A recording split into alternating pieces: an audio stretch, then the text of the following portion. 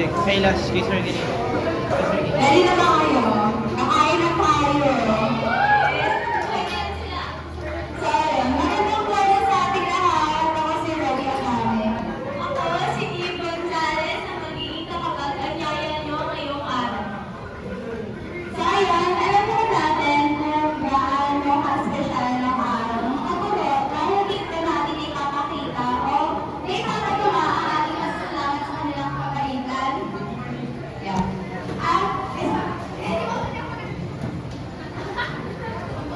Kabaitan, kasipagan at kalaman na ang dati ng ibahagi sa atin sa araw-araw.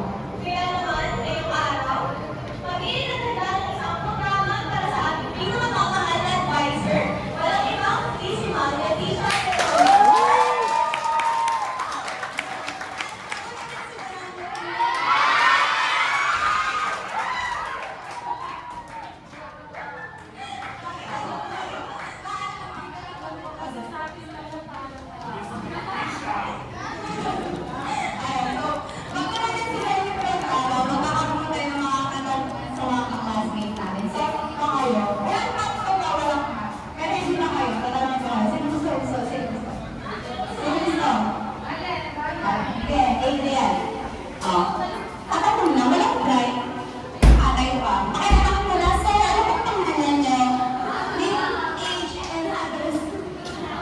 Hello guys, Angel Bautista ka pala.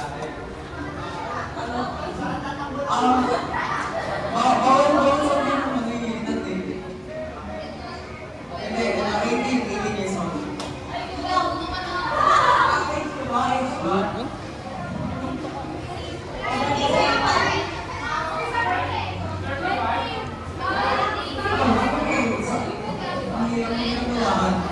Alam mo ano? 42? Hindi, 22. 18!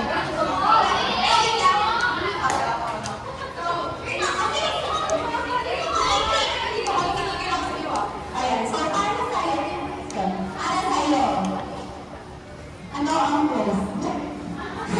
Para sa'yo.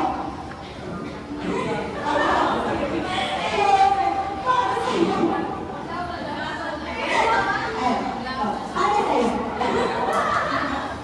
Ano mahalaga si Marinita sa buhay mo ngayong school year? Para sa akin, si Ma'am, para sa akin, yung na natin, kasi siya yung, pangalawang kagulang na natin sa Manila, kasi siya yung, yung nagagabay, kasi, pag nasa school tayo, hindi tayo mabay ng magulang natin eh. So, parang siya na yung gabay namin, problema ako yung mag-shop kay Ma'am. Ayun lang naman.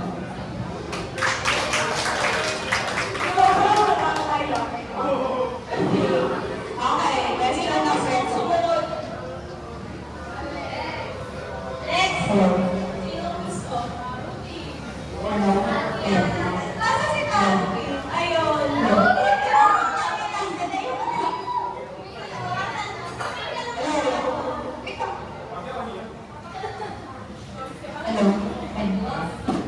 Tatarogin ko. Brian Tarogin.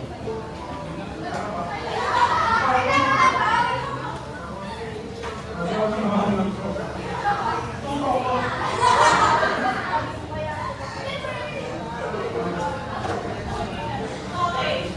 Question.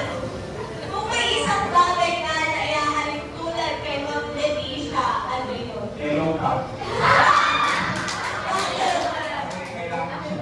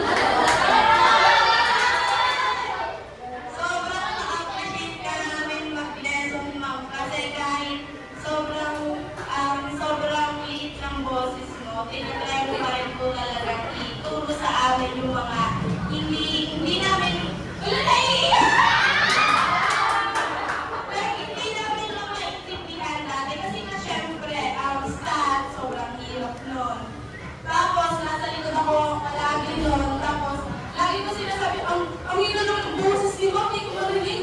Tapos kapag pinapa-assignment ka rin, friend, syempre, hindi ko din alam. So, hindi rin ako makapaniwala na,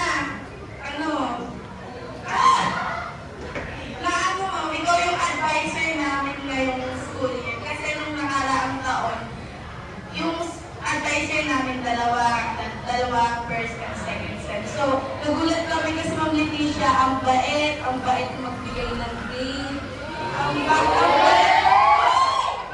magbigay ng grade, and syempre, kahit sabihin natin pangalawa siyang magulang natin dito sa room, so, syempre, napapangalanan niya pa rin tayo ng magagandang salita, lalo na yung mga salita galing kay Lord. So, we really appreciate you, Ma'am, and sana po mabuhay ka pa po na matagal. We love you, Ma'am.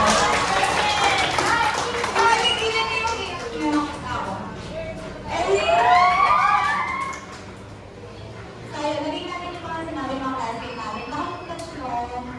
Okay, yan.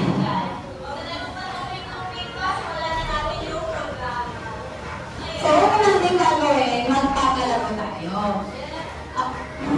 Wala yung toy, ano na, tawag sa kanya, has the actions.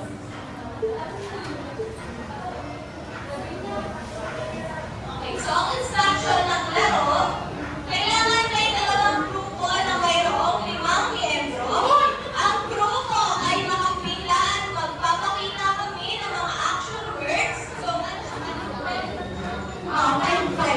Content siya per group. Ito ang kanilang gagawin at kailangan ay pasa ng mga miyembro hanggang sa pinakadulo at ang nasa dulo ang uhula kung ano ang action words na ito. Gets ba? Ano